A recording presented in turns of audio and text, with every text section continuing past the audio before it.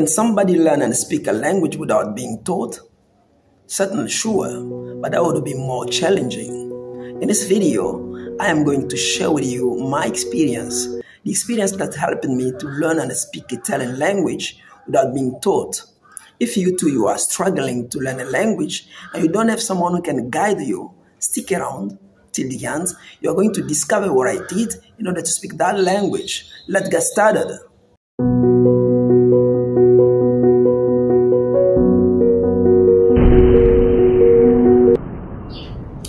Apprendre une langue seule peut être un défi, mais certainement possible. Dans cette vidéo, je vais te livrer des conseils qui m'ont permis d'apprendre la langue italienne seule, sans professeur. Il s'agit au fait de mon expérience avec la langue anglaise, une expérience vraiment glorieuse qui m'a permis d'asseoir cette langue italienne.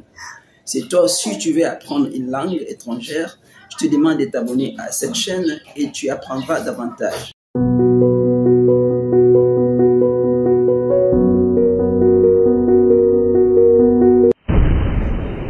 Ciao a tutti e benvenuti a questo canale. Oggi ho deciso di condividere con te la mia esperienza con la lingua inglese. Un'esperienza che mi ha aiutato a imparare la lingua italiana da solo, senza professore. Se questo ha funzionato con me, lo spero anche per te. Se anche tu vuoi imparare la lingua da solo, come Joseph, lo spero che in questo video avrai i consigli possibili. Andiamoci.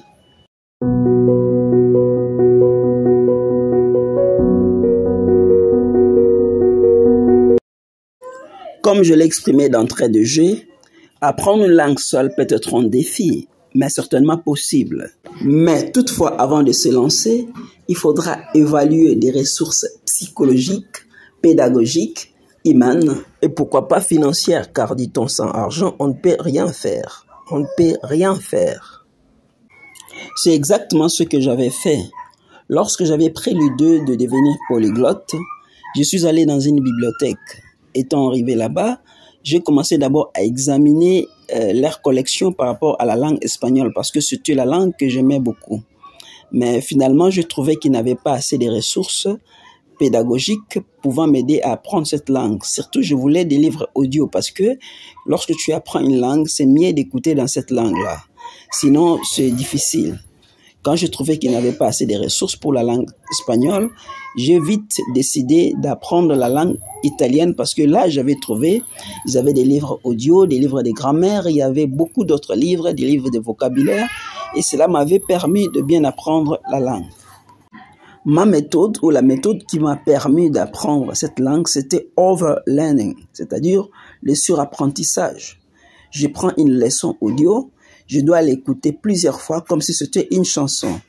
Et cette manière me permettait de comprendre la prosodie, le rythme, l'accent et beaucoup d'autres choses pour bien parler la langue. Et quant aux significations affectives des mots, je les apprenais petit à petit.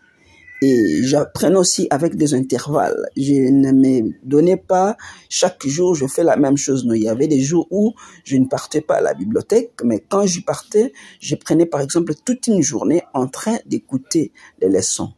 C'est au bout de quelques 6 ou 7 mois que je suis arrivé à lire aussi, parce que en écoutant, j'avais appris comment on lit dans la langue italienne. C'est à ce niveau que j'avais compris que la langue, ça s'acquiert en lisant et en écoutant.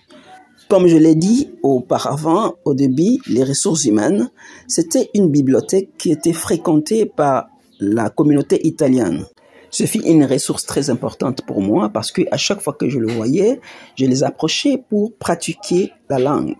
Mais au-delà des ressources pédagogiques et humaines, il fallait s'armer psychologiquement. Par exemple, de ne pas avoir peur de commettre des erreurs, car dit-on, apprendre, se faire des erreurs. Et dans cette optique, j'avais 3 mots-clés: lire, réviser, pratiquer. Tout cela fut rendu possible parce que j'avais des objectifs bien clairs et j'étais très motivé. La vérité est qu'à cette époque, je ne disposais pas d'une connexion Internet et du coup, je ne pouvais pas accéder aux ressources qui sont en ligne.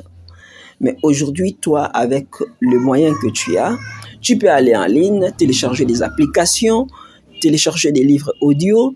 Il y a beaucoup d'autres ressources. Tu peux même aller sur YouTube, chercher des professeurs qui enseignent dans cette langue. Donc, tu peux arriver à apprendre une langue seule. Et je ne finirai pas cette vidéo sans toutefois vous donner les noms d'une application que j'aime tant. C'est Duolingo. Avec Duolingo, tu peux apprendre n'importe quelle langue de la planète.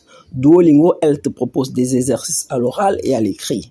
Duolingo, c'est l'application par excellence. Je ne fais pas de publicité. Si ce contenu vous a plu, abonnez-vous, partagez-le à vos amis et faites des commentaires pour me permettre d'en faire davantage. Hasta luego!